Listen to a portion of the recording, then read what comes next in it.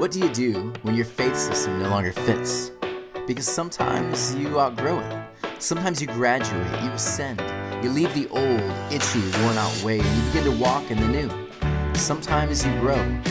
Join the conversation with me, Tony Werfel, author, speaker, teaching pastor, as we help unwrap and rebuild a faith that no longer fits. We learn to walk into the new, messy journey called life.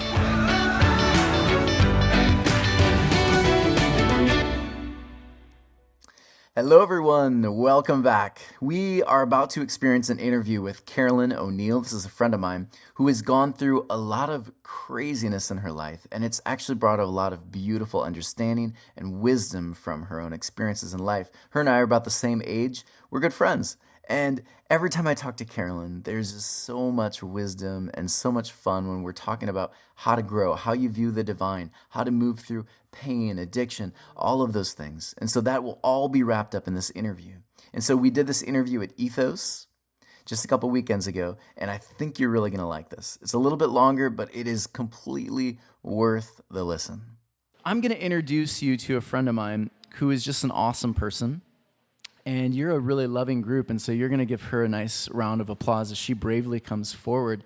And so this is Carolyn, and Carolyn O'Neill is going to come up, and she's going to talk with me a little bit, and it's going to be a lot of fun. So come on up. I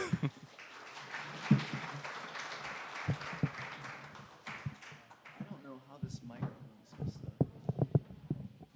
We can figure it out. So before we even get into it with my friend here, we're going to do a groupthink conversation first, which will give us some time to talk and make sure we're ready. But here's the question, and here's the conversation you're going to have with the people around you. And this is, do you want to say the group dynamic? I can't read it from here. The group think is what does the word accountable mean to you, and how have you been held accountable in the past? Perfect. All right, so with the people around you, what does the word accountable mean? How have you been held accountable in the past? So, this is my friend. Everyone say hi, Caroline. Carolyn. Did I just say Caroline? It's okay. I'm sorry. It's all right. Oh, yeah, Ethos. Welcome. Sweet Caroline, that's easier. I know, that's what I give it every time we talk. Okay, good. So, this is my friend, Carolyn, and she is a pretty awesome person, great person. We do this thing on the weekends, which is hilarious. We work with Lee Dundas, who was here not that long ago. She works in anti-human trafficking. Remember her? Really great person. We work with her on Sundays often, and we help people basically get their joints. This is why I don't sell as well as you do, because I can't even explain it. Joint rejuvenation. Oh, good, yeah. So we do that. And we talk to people about that. And I hadn't gotten to know her super well yet, and we were driving to San Jose? Yes. San Jose. So we rented this car, and we drove, and of course, you guys know me, I'm not going to have small talk. It's just not who I am, and so we immediately start to get into the nitty-gritty of life and our problems and all of these things, and surprisingly, she was right there with me, and we were sharing, and I thought, this is kind of crazy. And ever since then, whenever we work together as a team, they always call us the twins. It's because we're blonde, white crackers, yes, I assume. Yes. I don't know. We're the same age. I took a picture of us on Instagram and split the screen, and it was the both of us. And we're like, yep, that sounds about right. Mm-hmm. It's my sister from another mother. Yeah, sister from another mister, actually. Oh, that's right. Brother yeah. from another mother. Thank you for that. See, we work together. Yeah. We work well. So I'm just going to ask Caroline some questions, and we're just going to have fun with this interview because she's just an awesome person. She's has a lot of wisdom from various different experiences in life, and you share whatever you're comfortable with, and let's just talk. So, who are you?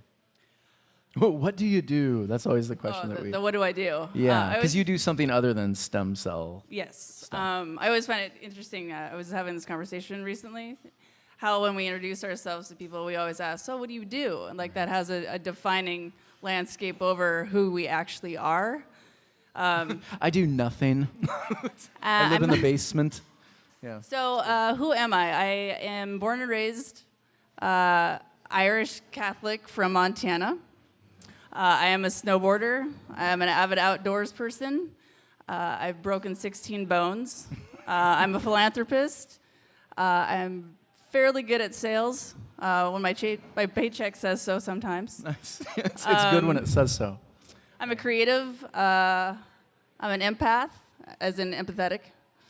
And I love living life and what it has to offer, and I always like to be challenged. So who I am is just a big, blonde, curly-haired ball of love. Sweet. And we love you. Yeah, good. Oh, but my profession, Monday okay. through Friday. I'm a business development director for a startup company called Give Dish, and we work with local restaurants in LA, Orange County, and San Diego to help promote their civic-minded business nature through what they're doing for giving back to the communities. So we kind of promote their awesomeness and their philanthropic nature through social media is kind of our conduit to do so. So we help promote the awesome for the restaurants that believe in giving back to the community. That's my Monday through Give Friday. dish. Can you remember that? Yeah, one word. Give dish. Okay, awesome. All right, so in our conversation, which was 6.5 hours, Yeah. I feel like it was 6. Well, it's 10 because there's one way and then the other way. Oh, right, yeah.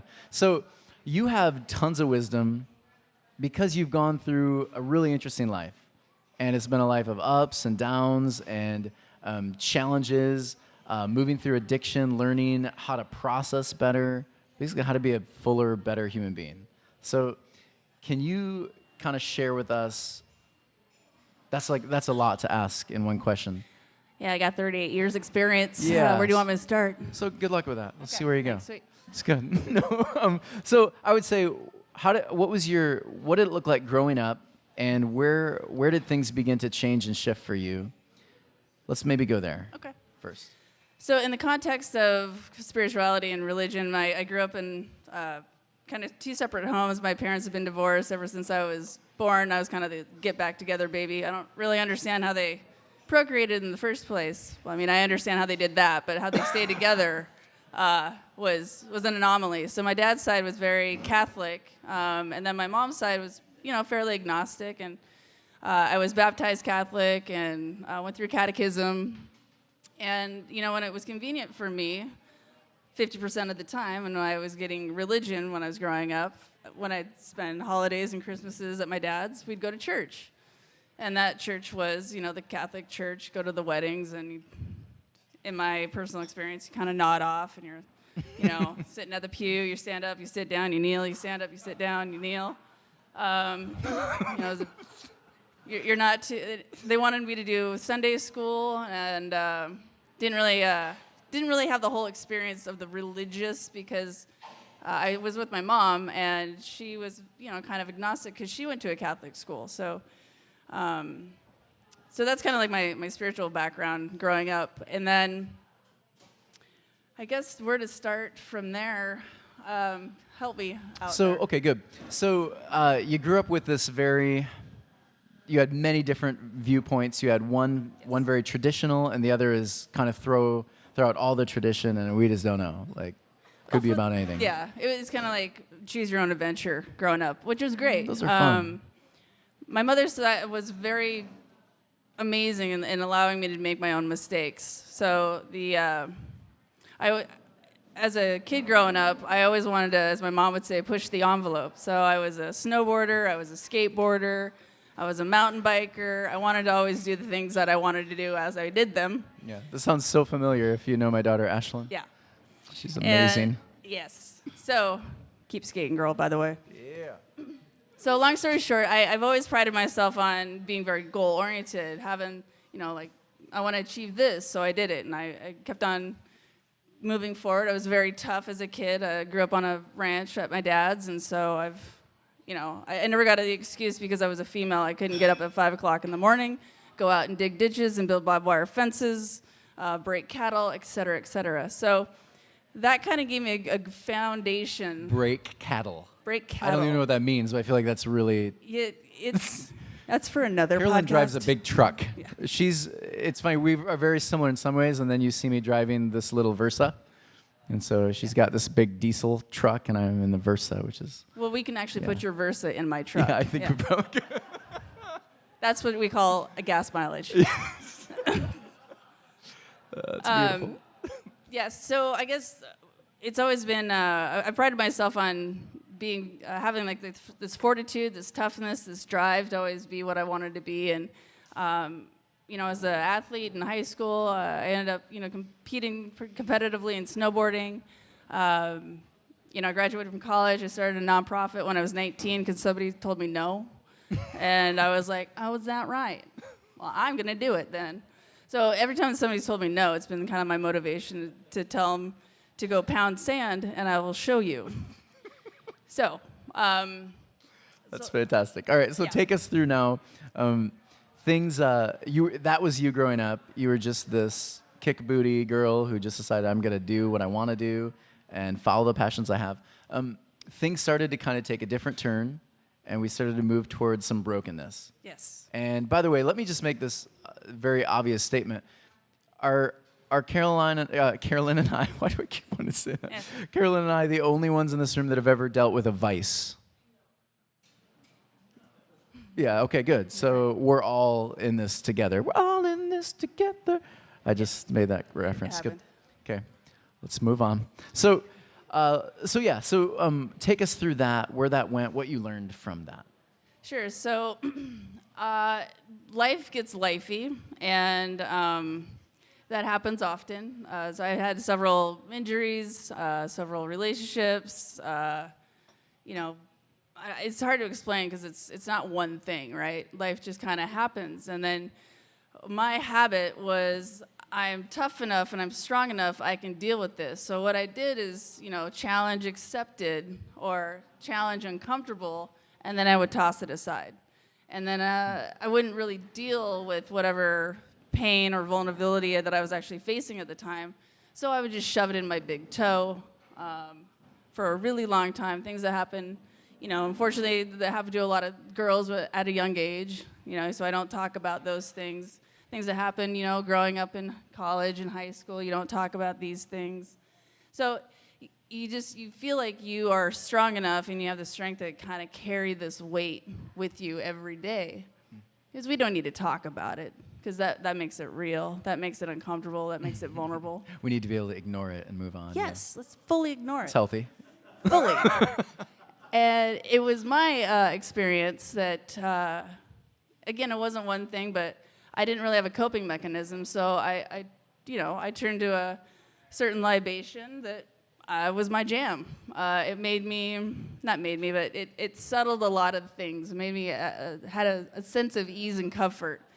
And, going to high school in Montana, you drove 40 miles out to some keg party in high school, and then you do your thing, and then you drive 40 miles back, and that was like Montana high school. That was just like the thing. How that's relevant in this conversation, I don't know, but I thought I'd interject it. Anyway. Were you driving a diesel even back then? No, but it was a truck. Because that would be terrifying if I was on the road with you. So kind of what happened was that some pretty large life events started to happen in my life, and you're wrestling with this, I can do anything, I'm tough as nails, I can get through it. I don't really know how to do that. I was not very faithful, I didn't have a faith. I had the convenience of God, which was, oh, help me out of this position, please. There was only a one-way communication, and it was only when I needed something. Because that was my experience with spirituality, because all I saw was, how can I shut myself off? What are the excuses I can give to not have some sort of higher power or God of my understanding? Because the only God that I knew of at that time, growing up, was the Catholic God. And I love history. And I actually have a Catholic nun that's been in the nunnery. She passed away a couple years back, but for 60-something years. And brilliant woman. But again, I never reached out to, because I didn't know what that connection meant. I didn't know what that conversation ever meant to a God of my understanding, because I thought this is the only one. It didn't make sense to me, because I was like, there's a lot of different people in this world. And I'm kind of a rational person. I think there's 2,300-something religions in this world. Right, but that one's the right one. That is the jam of life. That's the only one. Yeah, good. Yeah. So that frame. I don't know if I'm sidecarring here, but if you want to keep me back on track. This is good. Okay. So you move through some of these, the vices, the various different things. What process did you pick up? And how did God, first of all, oh boy, so many questions. Let's go through that first. What processes did you pick up that helped you move toward healing and wholeness and learning to cope with different things in a healthier way? Sure. I'll actually back up from there because this is relevant. So I got to a certain point in my life where I was all out of options and all out of answers because I thought I was the smartest person in the room. I thought that I had all the answers. I thought that I could be the toughest person that I knew. After this, libation defamation got me to a point of complete demoralization in the sense of I did not know how to overcome this, beat it. I couldn't outwill it. I couldn't outthink it. I couldn't rationalize it. I had basically kicked my own rear end to the point where I was kind of devastated that I had to reach out for help. And I think when we're in those moments of desperation, when we're the most honest with ourselves, it's been my experience when I was the most desperate, that's when I got the most honest with myself. And that is a hard conversation to have, especially with yourself. But the more honest that you are, you're more open to what you're hearing and what's out there to listen to. And that was kind of I think when we're born with a very bright light. And as we grow older, dust and dirt and just crap kind of gets piled on and on and on. And as we get older, it's layers, and some layers are thicker and some are thinner. But it was my experience that I got to a point where I was so heavy with all of this excess that there was no light to any sort of spirit. There was no sunlight to any sort of spirit. But having that desperation, and I call it a gift of desperation, that's where you're open to it. So then that's when I was open to... Hold on. Yeah. Did you all hear that? The gift of desperation. Isn't that beautiful to think about? I just have to interject because I think it's so good. And this is what we did for 6.5 hours, by the way. The gift of desperation, I think for every one of us, is that moment where, you get so low that all the excuses and the ideas that you have that are going to, oh, well, I can do this, or no, this or this, it all just falls apart, and then you're left with what? Like, for me, too, I think of those moments, and you're left with what? Well, you're left with reality. You're left with a deeper truth. You're left with sometimes nothing, which is exactly what you needed the most. Oh, okay, sorry, keep going. This is good. Yeah, and I was never satisfied with this is it. Like, I knew that there was a bigger, better life. There's something bigger than myself out there. I just didn't know how to connect with it. And so in this process, I opened up my heart and I opened up my mind because I was giving prejudice to religion, to God, to a higher power, as other people would probably have prejudices to race, colors, gender, sexuality, whatever. But I was doing the same thing that I would always, I was basically being a hypocrite when it came to opening myself and my heart up to a God. And so I began taking a process and doing some steps that kind of changed my thinking. It changed a paradigm of, my way was not working out so well. Maybe that there's a better way. And the only way to get there was the gift of desperation. In my opinion, yes. Oh, I love it. This process, give me three, because I know there's many different steps in that process. Is that even possible to do? Yeah. Three of those steps that you think anyone hearing this would benefit from these three things, these three steps. First and foremost, I had to realize that I wasn't the master of the universe. Like, I had to quit playing God, essentially. And then I needed help in that process.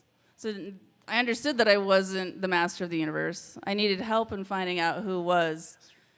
And then once I found out that that there was this open option of God. What does that look like? And be willing to see what that process looks like and how that's going to take me through the next level, whatever that level may be. And really having a wholehearted trust and faith in a process that I was very uncomfortable with. I like to know all the things so I feel fully educated. I think a lot of times we can have a lot of information, but we're not informed. And then we tend to lean back on the information versus wholeheartedly knowing if you're informed or not. For me, I have to learn through experiences. So you can tell me all day long this, that, and the other thing, but I have to go through the trough of crap. I have to get dirty. I have to eat the dirt and the mud. I have to be going and trudging until I am exhausting my own resources. And I've done that several times in this process, whether it's with a job or a thought or what I want to do with my life. And I want to hang on to this little piece of control. And that's what it kind of came down to. I had to give up control of kind of where my life was going to go in a certain sense, like the master of the universe. And when I started saying God's plan, it was very convenient. I don't know about you, but there was things. I'm a planner. I'm also a Virgo, so I really like to plan. And I like to have things in my way, right? I planned it, therefore it should go like this. The world would only be better if everyone follows my this person, place, and thing would just listen to me. The world would be a happy place. Yeah, it would. So ironically, it doesn't happen like that all the time. And so then you get that precipice where you want to rip out your hair or throw a phone. Why aren't they doing this? But then you practice it subtly and simply, and you're like, okay, God's plan. I made this entire roster of a schedule. It's not going my way. God's plan. And there's a particular instance that I wasn't sure if I was going to move down to California or not. I wasn't sure where I was going to live or not. And I was in a recovery house, and I had already negotiated to stay the next month. And I already got a scholarship because, I'm a planner.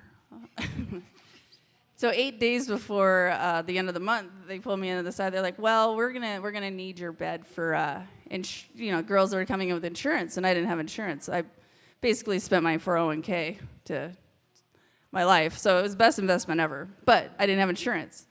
So 8 days, they're like, "Yeah, we're gonna need you to go." And we're gonna take your red stapler. Yeah, and I was like, I don't know if you know this, but it's not like I live down the street. I'm 2,000 miles away, and I don't know anybody here. I don't have a job. And a lot of my friends were like, pray about it. I was like, pray to who? Yeah, I don't know. That pray whole, to what? just How? pray about it drives me nuts. But that actually was beneficial for you? Yeah, it was insane. Because okay, it's never beneficial for me. I'm just saying.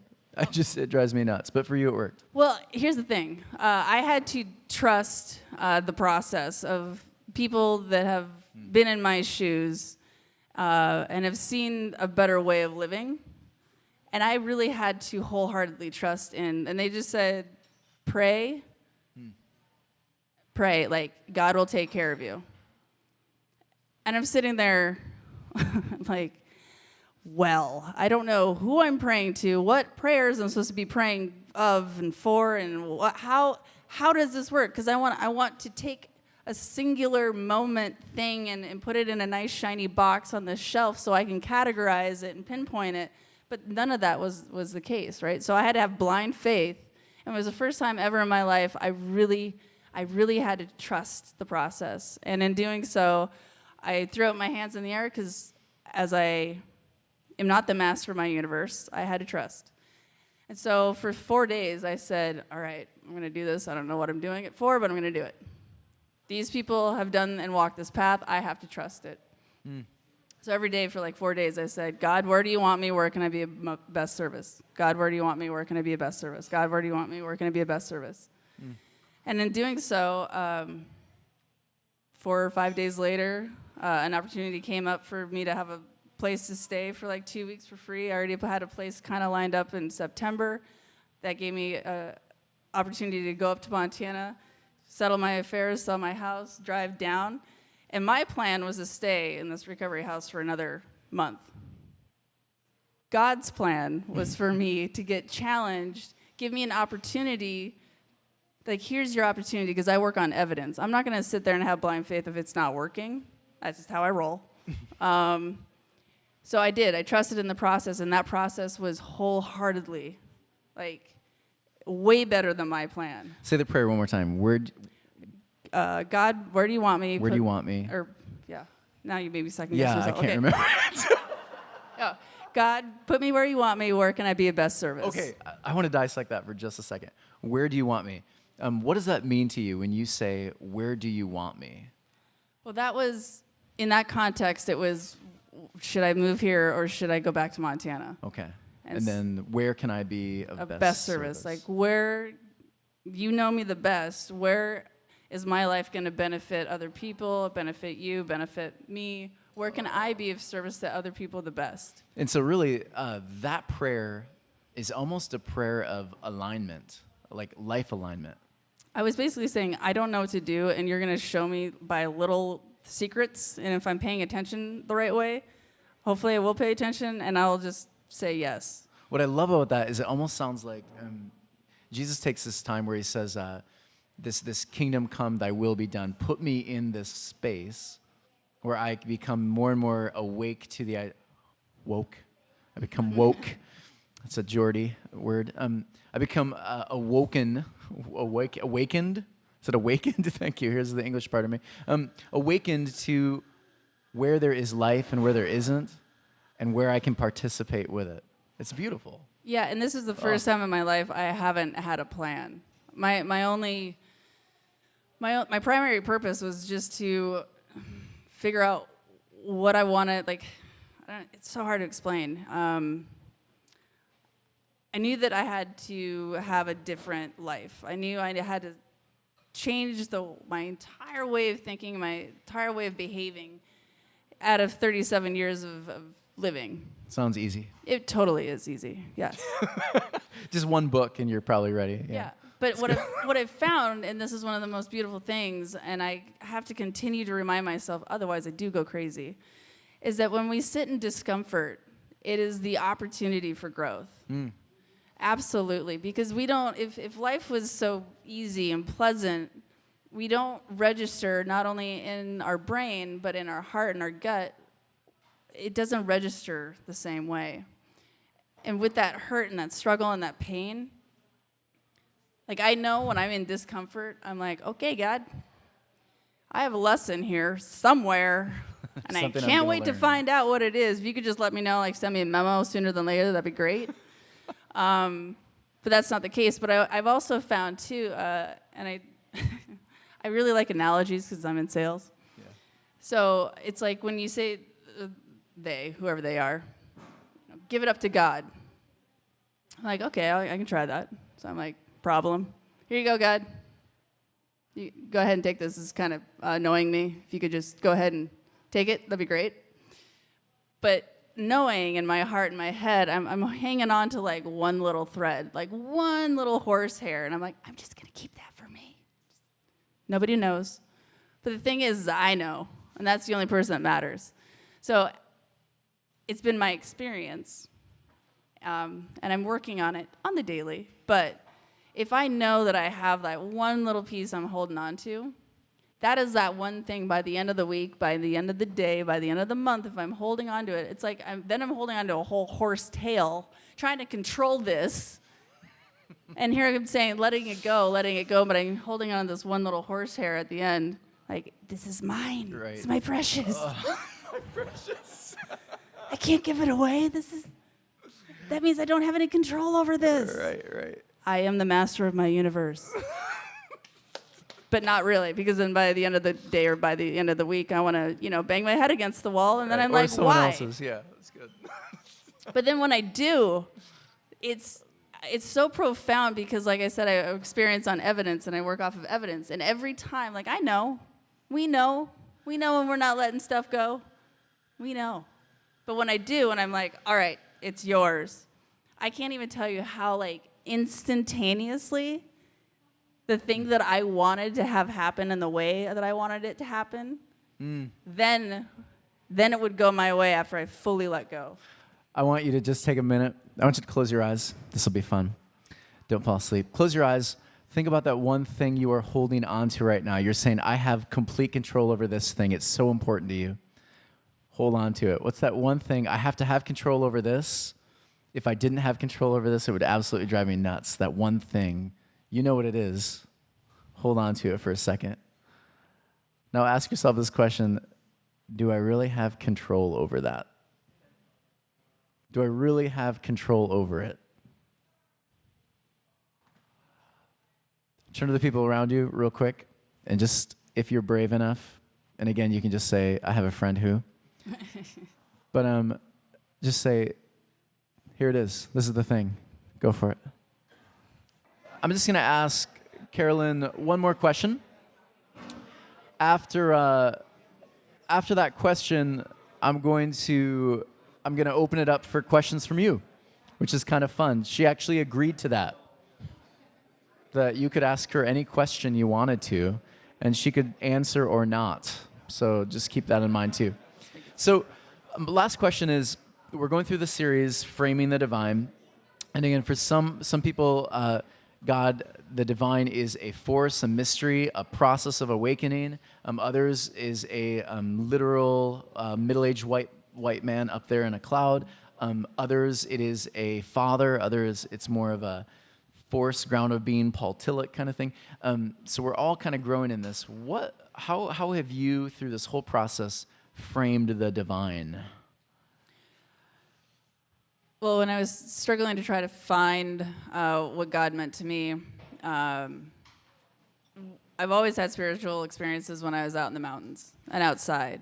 It's pretty hard not to recognize that there is something amazing and majestic and magical and divine happening outdoors. That's kind of where it began, and that feeling that you get settled in kind of your gut of just serenity and peace.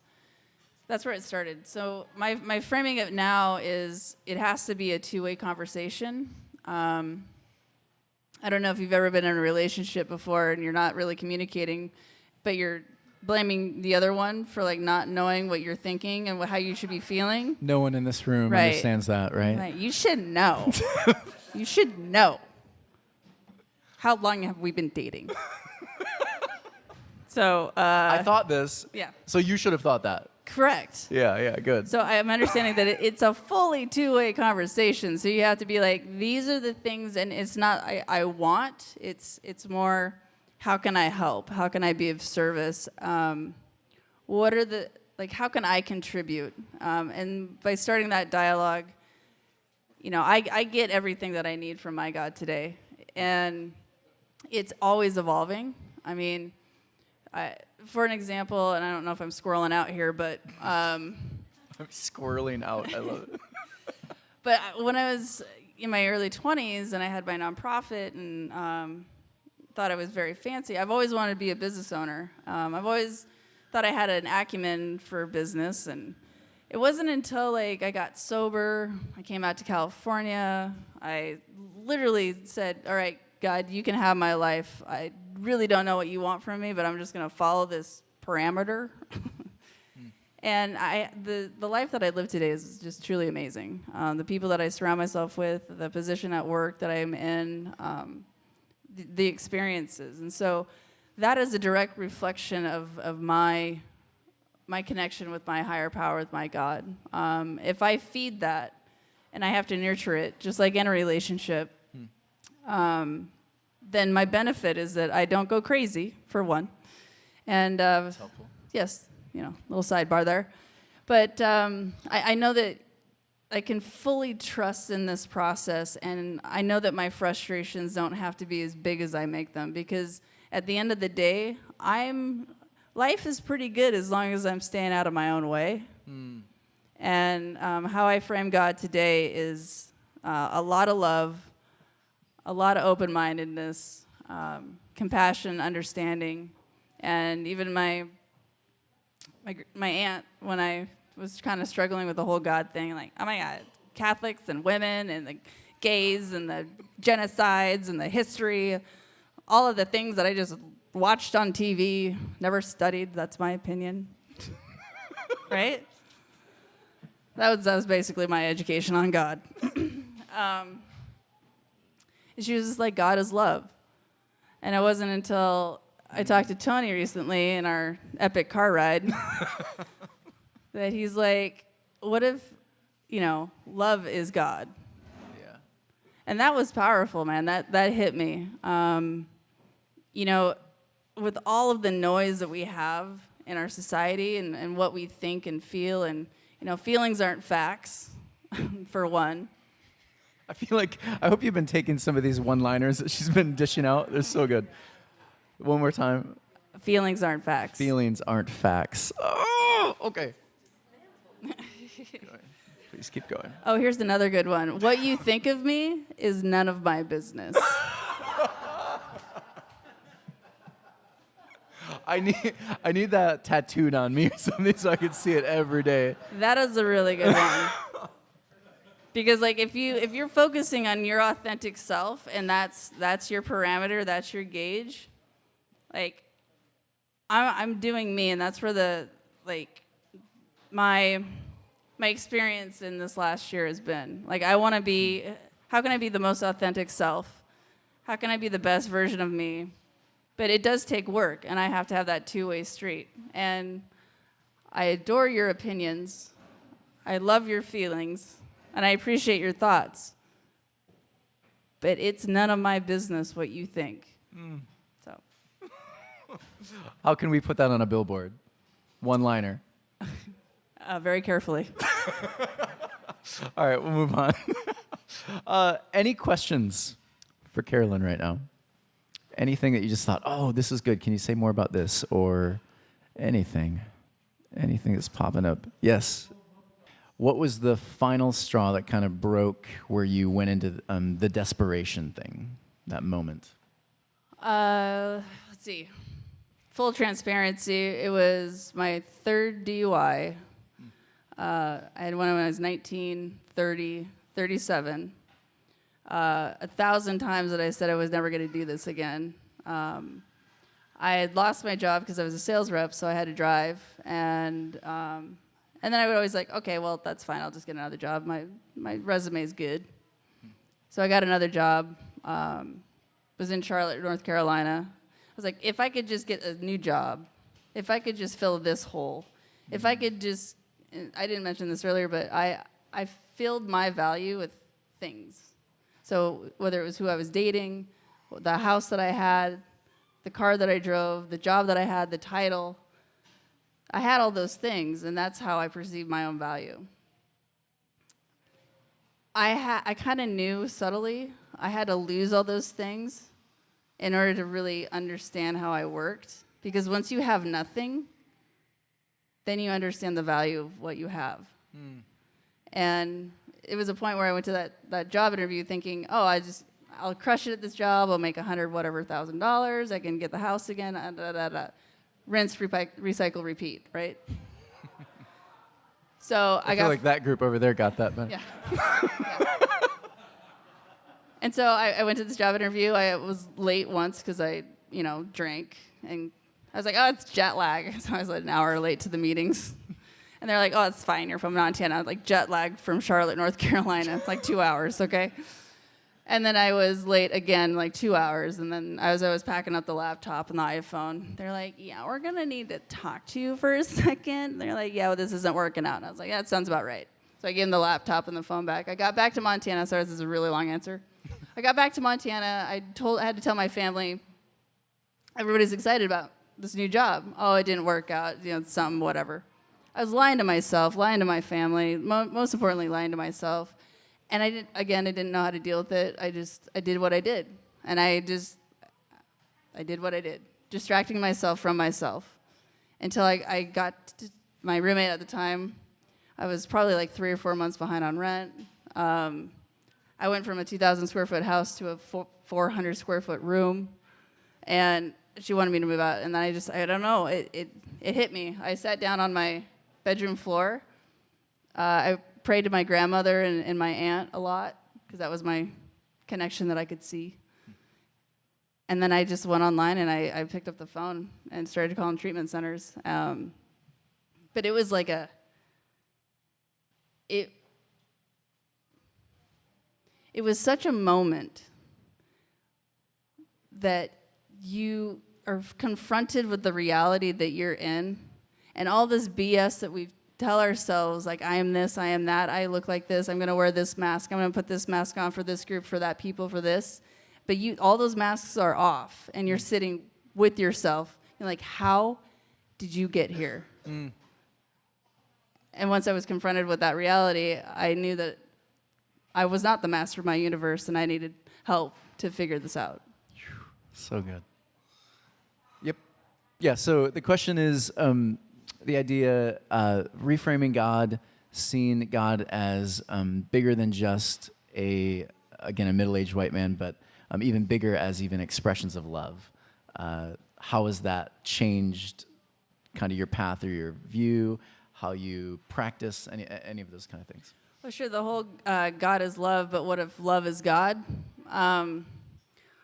I've always believed, or I've tried to, ironically, I've always tried to hold myself to a standard, right? And I think the compassion that we should give each other, the love that we should give, and the respect that we should give one another is paramount. Because without that love, without love, you can't hear, you can't understand, you're not willing to compromise. And a lot of these same aspects are just of yourself. It's so easy to be scared of something, because we live in a lot of fear, or at least I should say, I lived in a lot of fear. But it was so hard to pinpoint what that fear was. And once you have an understanding of what love is and compassion and opening your mind and having that exchange with yourself, it's easier to have it with somebody else. So in the context of, was it love is God? God is love, love is God. Yeah. I mean, if anybody's ever been in love, it makes you, it's a feeling you can't explain. It's something that you can't contextually relate to somebody else. But if somebody's experienced it, you have this look and this exchange. And I think that's what spirituality is. When people have that connection with their higher power, it's an understanding, and it's singular to that person. For me, my example is that I don't think God and spirituality is a blanket of the same. It's a different experience. This is my own personal thought. And I think the same way is with how we love one another and what we think love is. So beautiful. Any other questions before? Yes. Can you repeat that question? I'm trying to figure out how to frame that. Yeah, is there any advice I'd give myself today to myself back then? Gosh, my immediate answer is no. Because for me, I had to experience the things and understand the depth and weight of them before I am the type of person that needs to understand them. And I like to live through experiences. So other than that, it would be pretty much like a nice little pat on the rump and say, good luck, I'll see you in 8 years.